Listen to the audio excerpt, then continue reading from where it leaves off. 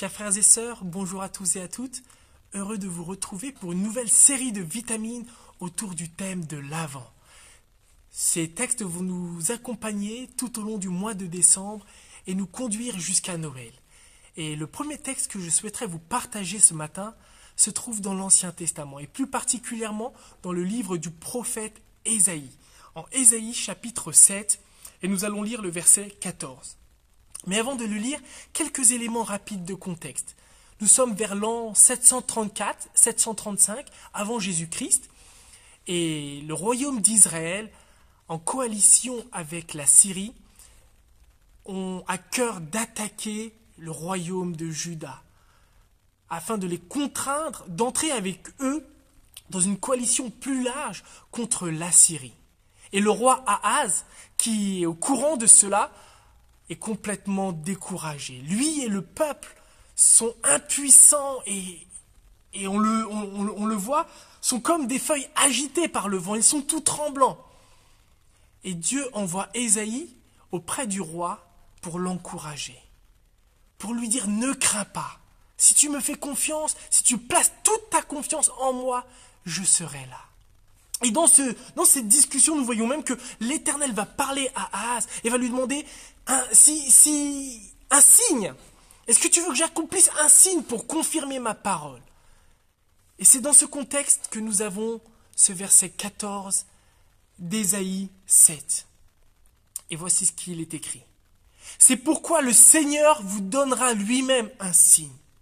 Voici, la jeune fille sera enceinte et elle enfantera un fils. Elle lui donnera pour nom Emmanuel, Dieu avec nous.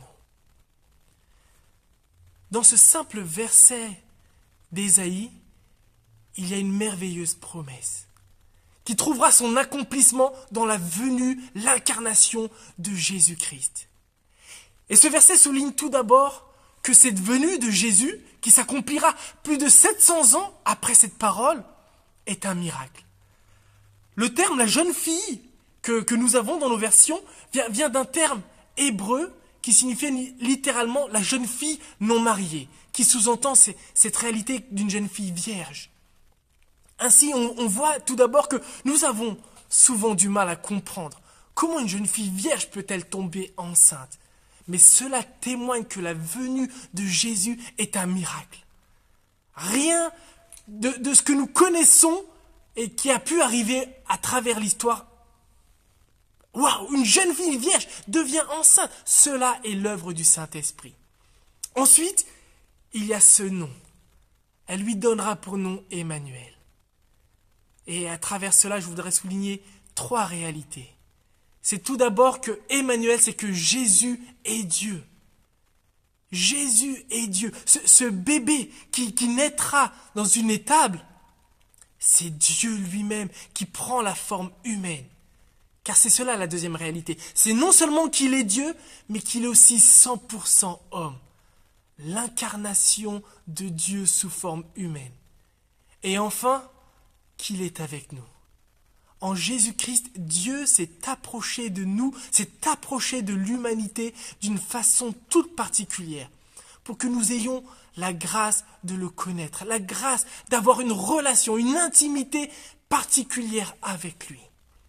La promesse et l'accomplissement de cette promesse en Jésus est une merveilleuse espérance pour l'humanité. Car nous pouvons nous approcher de Dieu en Jésus. Cette humanité fait qu'il nous comprend d'une façon toute particulière. Nos souffrances, nos doutes, nos tristesses, nos maladies. C'est tout cela qu'il est venu porter à la croix. Jésus nous comprend parfaitement. C'est pourquoi en ce mois de décembre, je prie que nous puissions continuer de placer notre confiance en Jésus-Christ et de réaliser qu'en tant qu'enfant de Dieu, il est avec nous. Par son esprit qui habite en nous, il est là, à nos côtés, nous soutenant, nous accompagnant au quotidien. Que cette bonne nouvelle puisse nous réjouir et que ces différentes méditations de l'Avent nous conduisent à une plus grande confiance en Dieu et à une plus grande adoration, car Dieu est avec nous. Soyez bénis les amis, et à très vite.